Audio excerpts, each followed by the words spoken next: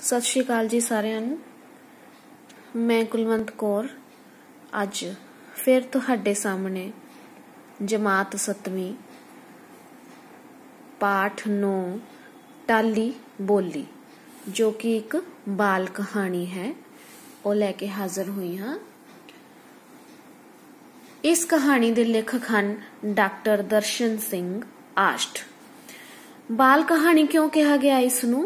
इस दे विच इस कहानी राही जो कहानी दे लेखक हैं डॉक्टर दर्शन सिंह आष्ट वो इस कहानी दे राही इस कहानी दे माध्यम नाल सानू एक सुनेहा देना चाहते हैं, बच्चों नू एक सीख देना चाहते हैं, एक सिक्ख्या देना चाहते हैं कि सानू कुदरत द्वारा दिती हुई नेमत पानी नू इदां ही व्यर्थ नहीं गवाना चाहिए, उसका संजम नाल उपयोग करना चाहिए है ते कुदरत सानू जो भी दिंदी है उसनू सानू बर्बाद करन तो रोकना चाहिए है।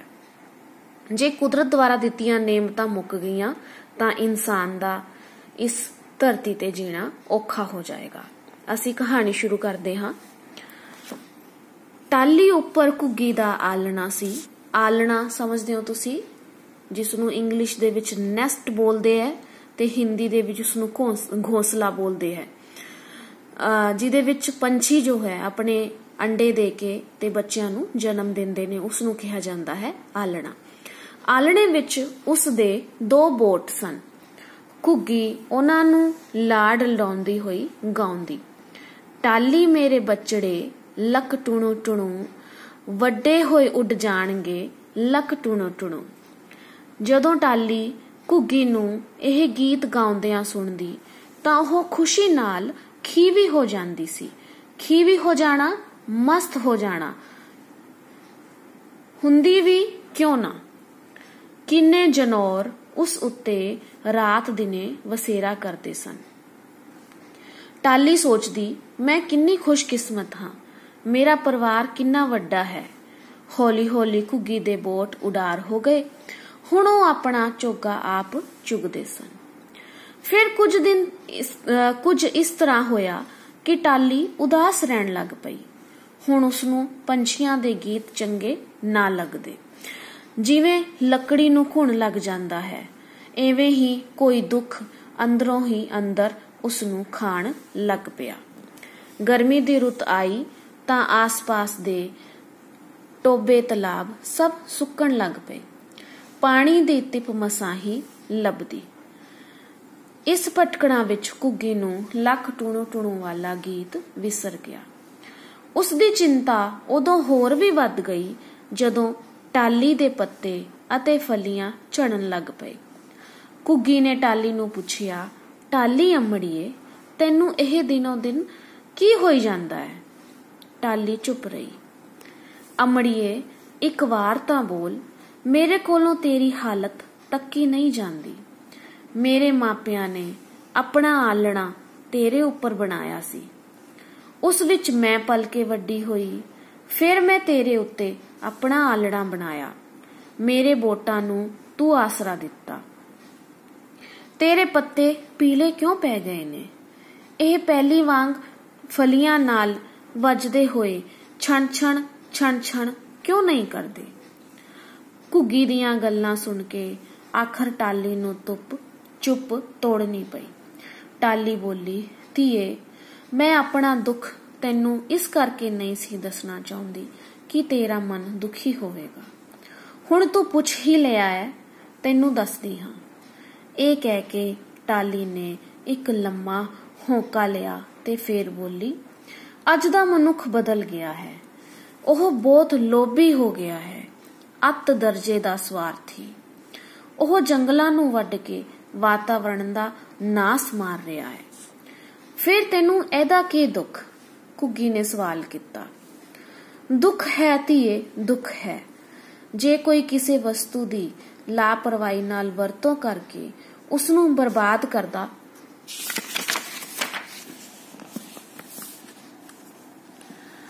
जावेगा, बर्बाद करदा जावेगा, फिर एक दिन तां उसने खत्म होना ही होया ना।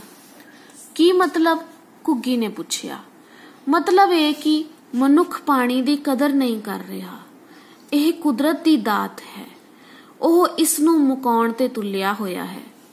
ਕਈ ਦਹਾਕੇ ਪਹਿਲਾਂ ਪਾਣੀ ਦਾ ਪੱਧਰ ਇੰਨਾ ਨੀਵਾਂ ਨਹੀਂ ਸੀ, ਇਸ ਕਰਕੇ ਮੇਰੀਆਂ ਜੜ੍ਹਾਂ ਉਸ ਵਿੱਚੋਂ ਪਾਣੀ ਲੈ ਲੈਂਦੀਆਂ ਸਨ। ਟਾਲੀ ਨੇ ਫੇਰ ਇੱਕ ਲੰਮਾ ਸਾਹ ਲਿਆ ਤੇ ਬੋਲੀ, ਹੁਣ ਪਿਛਲੇ ਕੁਝ ਸਾਲਾਂ ਤੋਂ ਇਹ ਪੱਧਰ ਇੰਨਾ ਨੀਵਾਂ ਚਲਾ ਗਿਆ ਹੈ ਕਿ ਮੇਰੀਆਂ ਜੜ੍ਹਾਂ ਧਰਤੀ ਹੇਠੋਂ ਪਾਣੀ ਆਸਾਨੀ ਨਾਲ ਪ੍ਰਾਪਤ ਨਹੀਂ ਕਰ ਸਕਦੀਆਂ। ਇਹੀ ਕਾਰਨ ਹੈ ਕਿ ਮੇਰੇ ਵਰਗੇ ਸੈਂਕੜੇ ਹਜ਼ਾਰਾਂ ਰੁੱਖ ਸੁੱਕ ਰਹੇ ਨੇ। ਹਰਿਆਵਲ ਮੁੱਕਦੀ ਜਾ ਰਹੀ ਹੈ। ਹੁਣ ਮੈਂ ਇਹ ਸੋਚ ਕੇ ਕੰਬ ਰਹੀ ਹਾਂ ਕਿ ਤੁਹਾਡੇ ਵਰਗੇ ਮਾਸੂਮ ਜੀਵ ਕਿੱਥੇ ਜਾਣਗੇ। ਜੇ ਧਰਤੀ ਹੇਠਲਾ ਪਾਣੀ ਇਸੇ ਤਰ੍ਹਾਂ ਮੁੱਕਦਾ ਗਿਆ ਤਦ ਰੁੱਖ ਕਿੱਥੇ ਰਹਿਣਗੇ। ਮੇਰੀ ਪਾਲਣਹਾਰ ਮਾਂ, ਦੱਸ ਮੈਨੂੰ ਕੀ ਹੁਕਮ ਹੈ। ਮੈਂ ਆਪਣੀ ਜਾਨ ਦੀ ਪਰਵਾਹ ਨਾ ਕਰਦਿਆਂ ਉਹ ਕੁਝ ਕਰਾਂਗੀ ਜੋ ਤੂੰ ਕਹੇਂਗੀ। ਘੁੱਗੀ ਨੇ ਕਿਹਾ। ਟਾਲੀ ਤਾਣ ਲਗਾ ਕੇ ਬੋਲੀ, ਧੀਏ, ਜੇ ਕਰ ਸਕਦੀ ਐ ਤਾਂ ਇੰਜ ਕਰ, ਮਨੁੱਖ ਨੂੰ ਜਾ ਕੇ ਸਮਝਾ। ਜੇ ਜਿਉਂਦੇ ਰਹਿਣਾ ਹੈ ਤਾਂ ਕੁਦਰਤ ਆਪਣੀ ਮਦਦਗਾਰ ਰੱਖਣੀ ਹੈ ਤਾਂ ਖਬਰਦਾਰ ਹੋ ਜਾਓ। ਪਾਣੀ ਨੂੰ ਸੰਜਮ ਨਾਲ ਵਰਤੋ ਤੇ ਰੁੱਖਾਂ ਨੂੰ ਬਰਬਾਦ ਨਾ ਕਰੋ। ਜ਼ਰੂਰ ਅਮੜੀਏ, ਮੈਂ ਇਕੱਲੀ ਨਹੀਂ, ਮੇਰੇ ਬਚੜੇ ਵੀ ਨਾਲ ਜਾਣਗੇ। ਇਹ ਕਹਿ ਕੇ ਘੁੱਗੀ ਨੇ ਮਨੁੱਖ ਨੂੰ ਆਪਣਾ ਸੁਨੇਹਾ ਦੇਣ ਲਈ ਉਡਾਰੀ ਭਰ ਲਈ। ਤਾਂ ਬੱਚਿਓ, ਇਹ ਸੀ ਕਹਾਣੀ ਟਾਲੀ ਬੋਲੀ, ਜਿਸ ਦੇ ਵਿੱਚ ਲੇਖਕ ਸਾਨੂੰ ਇਹ ਸੁਨੇਹਾ ਦੇਣਾ ਚਾਹ ਰਿਹਾ ਹੈ ਕਿ ਸਾਨੂੰ ਕੁਦਰਤ ਦੀਆਂ ਨੇਮਤਾਂ ਨੂੰ ਬਰਬਾਦ ਨਹੀਂ ਕਰਨਾ ਚਾਹੀਦਾ।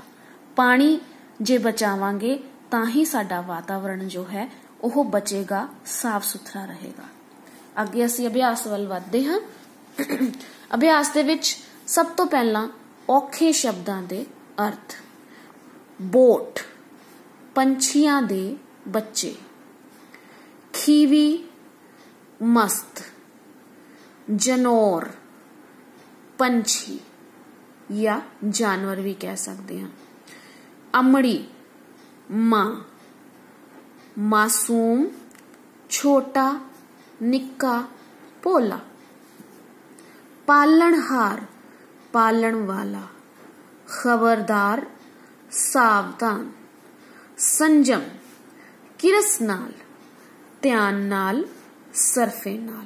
ਇਹਦੇ ਵਿੱਚੋਂ ਤੁਸੀਂ ਕੋਈ ਇੱਕ ਯਾਦ ਕਰ ਸਕਦੇ ਹੋ। ਅੱਗੇ ਅਸੀਂ ਪ੍ਰਸ਼ਨ ਉੱਤਰ ਕਰਦੇ ਹਾਂ।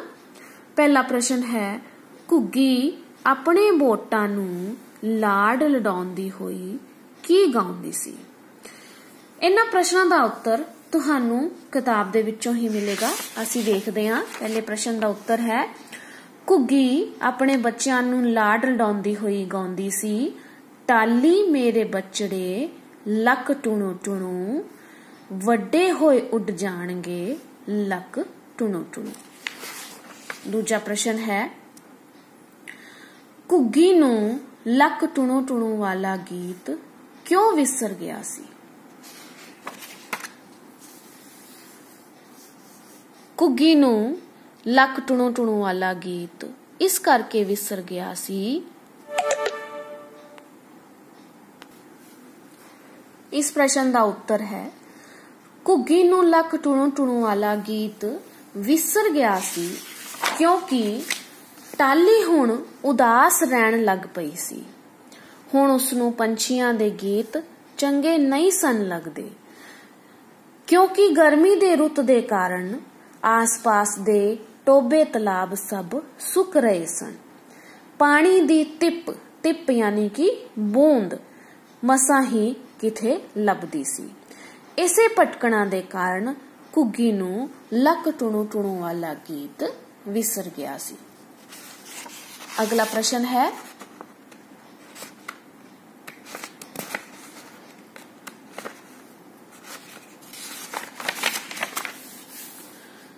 ਟਾਲੀ ਦੇ ਪੱਤਿਆਂ ਨੇ ਛਣ ਛਣ ਕਰਨੀ ਕਿਉਂ ਬੰਦ ਕਰ ਦਿੱਤੀ ਸੀ।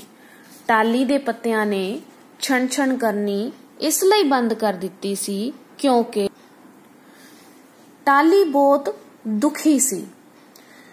ਉਸਦੇ ਦੁੱਖ ਦੇ ਕਾਰਨ ਜੋ ਉਸਦੇ ਪੱਤੇ ਸਨ ਉਹ ਪੀਲੇ ਹੋ ਗਏ ਸਨ ਤੇ ਉਹ ਛਣ-ਛਣ ਕਰਨੇ ਬੰਦ ਹੋ ਗਏ ਸਨ। ਉਸਦੇ ਦੁੱਖ ਦਾ ਕਾਰਨ ਸੀ ਮਨੁੱਖ ਦਾ ਸਵਾਰਥੀ ਅਤੇ ਲਾਲਚੀ ਸੁਭਾਅ, ਕਿਉਂਕਿ ਮਨੁੱਖ ਆਪਣੇ ਸਵਾਰਥ ਕਰਕੇ ਜੰਗਲਾਂ ਨੂੰ ਵੱਢ ਰਿਹਾ ਸੀ ਤੇ ਵਾਤਾਵਰਣ ਦਾ ਨਾਸ ਮਾਰ ਰਿਹਾ ਸੀ। ਇਸ ਕਰਕੇ ਟਾਲੀ ਬਹੁਤ ਦੁਖੀ ਸੀ ਤੇ ਉਸਦੇ ਪੱਤਿਆਂ ਨੇ ਛਣ-ਛਣ ਕਰਨੀ ਬੰਦ ਕਰ ਦਿੱਤੀ ਸੀ। ਅਗਲਾ ਪ੍ਰਸ਼ਨ ਕਰਾਂਗੇ ਅਸੀਂ, ਮਨੁੱਖ ਕਿਸ ਚੀਜ਼ ਨੂੰ ਮੁਕਾਉਣ ਤੇ ਤੁਲਿਆ ਹੋਇਆ ਹੈ? ਇਸ ਦਾ ਉੱਤਰ ਹੈ ਮਨੁੱਖ ਪਾਣੀ ਨੂੰ ਮੁਕਾਉਣ ਤੇ ਤੁਲਿਆ ਹੋਇਆ ਹੈ ਤੇ ਕੁਦਰਤ ਦੁਆਰਾ ਦਿੱਤੀਆਂ ਹੋਈਆਂ ਨੇਮਤਾਂ ਨੂੰ ਬਰਬਾਦ ਕਰ ਰਿਹਾ ਹੈ। ਟਾਲੀ ਨੇ ਘੁੱਗੀ ਨੂੰ ਕੀ ਕਰਨ ਦੀ ਸਲਾਹ ਦਿੱਤੀ? ਟਾਲੀ ਨੇ ਘੁੱਗੀ ਨੂੰ ਕਿਹਾ ਕਿ ਧੀਏ, ਜਾ ਕੇ ਮਨੁੱਖ ਨੂੰ ਇਹ ਸੁਨੇਹਾ ਦੇ ਕਿ ਜੇਕਰ ਉਹ ਇਸ ਧਰਤੀ ਤੇ ਜਿਉਣਾ ਰਹਿਣਾ ਚਾਹੁੰਦਾ ਹੈ ਤਾਂ ਉਸ ਨੂੰ ਕੁਦਰਤ ਦੁਆਰਾ ਦਿੱਤੀਆਂ ਹੋਈਆਂ ਨੇਮਤਾਂ ਨੂੰ ਬਰਬਾਦ ਨਹੀਂ ਕਰਨਾ ਚਾਹੀਦਾ। ਪਾਣੀ ਨੂੰ ਸੰਜਮ ਨਾਲ ਵਰਤੇ ਤੇ ਰੁੱਖਾਂ ਨੂੰ ਬਰਬਾਦ ਨਾ ਕਰੇ। ਇਹ ਸੁਨੇਹਾ ਦੇਣ ਲਈ ਟਾਲੀ ਨੇ ਘੁੱਗੀ ਨੂੰ ਕਿਹਾ ਸੀ। ਅਗਲਾ ਪ੍ਰਸ਼ਨ ਹੈ, ਵਾਕਾਂ ਵਿੱਚ ਵਰਤੋ। ਲੱਕੜੀ, ਇਸ ਦਾ ਤੁਸੀਂ ਵਾਕ ਬਣਾ ਸਕਦੇ ਹੋ ਕਿ ਮਿਸਤਰੀ ਲੱਕੜੀ ਨਾਲ ਸਮਾਨ ਜਾਂ ਫਰਨੀਚਰ ਬਣਾ ਰਿਹਾ ਸੀ। ਚਿੰਤਾ, ਪਾਣੀ ਨੂੰ ਬਰਬਾਦ ਹੁੰਦੇ ਵੇਖ ਟਾਲੀ ਨੂੰ ਚਿੰਤਾ ਹੋ ਰਹੀ ਸੀ। ਹਾਲਤ, ਮਰੀਜ਼ ਦੀ ਹਾਲਤ ਦਿਨੋਂ ਦਿਨ ਵਿਗੜਦੀ ਜਾ ਰਹੀ ਸੀ। ਆਲਣਾ, ਚਿੜੀ ਨੇ ਆਲਣੇ ਵਿੱਚ ਬੱਚਿਆਂ ਨੂੰ ਸਾਂਭ ਕੇ ਰੱਖਿਆ ਹੋਇਆ ਸੀ। ਇਸੇ ਤਰ੍ਹਾਂ ਹੀ ਤੁਸੀਂ ਅਗਲੇ ਸ਼ਬਦਾਂ ਦੇ ਵਾਕ ਬਣਾ ਸਕਦੇ ਹੋ। ਅਗਲਾ ਪ੍ਰਸ਼ਨ ਹੈ, ਠੀਕ ਸ਼ਬਦ ਚੁਣ ਕੇ ਖਾਲੀ ਥਾਵਾਂ ਭਰੋ।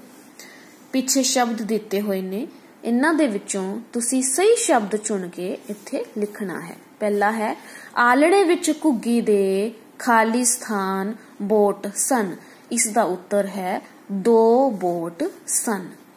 ਮੇਰੇ ਮਾਪਿਆਂ ਨੇ ਆਪਣਾ ਆਲਣਾ ਤੇਰੇ ਖਾਲੀ ਸਥਾਨ ਬਣਾਇਆ ਸੀ। ਇਸ ਦਾ ਉੱਤਰ ਹੈ ਉੱਪਰ ਬਣਾਇਆ ਸੀ। ਇਹ ਪਹਿਲਾਂ ਵਾਂਗ ਖਾਲੀ ਸਥਾਨ ਨਾਲ ਵੱਜਦੇ ਹੋਏ ਛਣ-ਛਣ ਕਿਉਂ ਨਹੀਂ ਕਰਦੇ? ਇਸ ਦਾ ਉੱਤਰ ਹੈ ਫਲੀਆਂ ਨਾਲ ਵੱਜਦੇ ਹੋਏ ਛਣ-ਛਣ ਕਿਉਂ ਨਹੀਂ ਕਰਦੇ? ਕਈ ਦਹਾਕੇ ਪਹਿਲਾਂ ਪਾਣੀ ਦਾ ਪੱਧਰ ਖਾਲੀ ਸਥਾਨ ਨਹੀਂ ਸੀ। ਇਸ ਦਾ ਉੱਤਰ ਹੈ ਨੀਵਾਂ, ਇੰਨਾ ਨੀਵਾਂ ਨਹੀਂ ਸੀ। ਮੇਰੀਆਂ ਜੜਾਂ ਧਰਤੀ ਹੇਠੋਂ ਖਾਲੀ ਸਥਾਨ ਆਸਾਨੀ ਨਾਲ ਪ੍ਰਾਪਤ ਨਹੀਂ ਕਰ ਸਕਦੀਆਂ। ਧਰਤੀ ਹੇਠੋਂ ਪਾਣੀ ਆਸਾਨੀ ਨਾਲ ਪ੍ਰਾਪਤ ਨਹੀਂ ਕਰ ਸਕਦੀਆਂ। ਅਗਲਾ ਹੈ, ਹੇਠ ਦਿੱਤੇ ਵਾਕਾਂ ਦੇ ਸਾਹਮਣੇ ਠੀਕ ਤੇ ਗਲਤ ਦੇ ਨਿਸ਼ਾਨ ਲਾਓ। ਪਹਿਲਾ ਹੈ, ਕੋਈ ਰੁੱਖ ਅੰਦਰੋਂ ਹੀ ਅੰਦਰ ਕੋਈ ਦੁੱਖ ਅੰਦਰੋਂ ਹੀ ਅੰਦਰ ਉਸ ਨੂੰ ਖਾਣ ਲੱਗ ਪਿਆ। ਇਹ ਸਹੀ ਹੈ। ਇਸ ਦੇ ਵਿੱਚ ਟਾਲੀ ਦੀ ਗੱਲ ਹੋ ਰਹੀ ਹੈ ਜੋ ਕਿ ਸੁੱਕਦੀ ਜਾ ਰਹੀ ਸੀ। ਇਸ ਭਟਕਣਾ ਵਿੱਚ ਘੁੱਗੀ ਨੂੰ ਲੱਕ ਟੁਣੂ ਟੁਣੂਗੀ ਵਾਲਾ ਗੀਤ ਯਾਦ ਆ ਗਿਆ। ਇਹ ਗਲਤ ਹੈ। ਯਾਦ ਨਹੀਂ ਸੀ ਆਇਆ, ਉਸ ਨੂੰ ਭੁੱਲ ਗਿਆ ਸੀ, ਵਿਸਰ ਗਿਆ ਸੀ। ਇਹ ਕਹਿ ਕੇ ਟਾਲੀ ਨੇ ਲੰਮਾ ਸਾਹ ਲਿਆ। ਇਹ ਠੀਕ ਹੈ। ਜੇ ਧਰਤੀ ਹੇਠਲਾ ਪਾਣੀ ਇਸੇ ਤਰ੍ਹਾਂ ਮੁੱਕਦਾ ਗਿਆ ਤਾਂ ਰੁੱਖ ਕਿੱਥੇ ਜਾਣਗੇ? ਇਹ ਵੀ ਠੀਕ ਹੈ। ਤਾਂ ਬੱਚਿਓ, ਇਹ ਸੀ ਅੱਜ ਦਾ ਸਾਡਾ ਪਾਠ ਜੋ ਕਿ ਇੱਕ ਬਾਲ ਕਹਾਣੀ ਸੀ, ਜਿਸ ਦੇ ਵਿੱਚ ਲੇਖਕ ਸਾਨੂੰ ਸੁਨੇਹਾ ਦੇ ਰਿਹਾ ਹੈ ਕਿ ਸਾਨੂੰ ਕੁਦਰਤ ਦਾ, ਵਾਤਾਵਰਣ ਦਾ ਖਿਆਲ ਰੱਖਣਾ ਚਾਹੀਦਾ ਹੈ। ਉਮੀਦ ਕਰਦੀ ਹਾਂ ਤੁਹਾਨੂੰ ਮੇਰੇ ਦੁਆਰਾ ਪੜ੍ਹਾਇਆ ਗਿਆ ਇਹ ਪਾਠ ਸਮਝ ਆ ਗਿਆ ਹੋਣਾ ਤੇ ਮੈਨੂੰ ਸਬਸਕ੍ਰਾਈਬ ਕਰਨਾ ਨਾ ਭੁੱਲਿਓ। ਧੰਨਵਾਦ।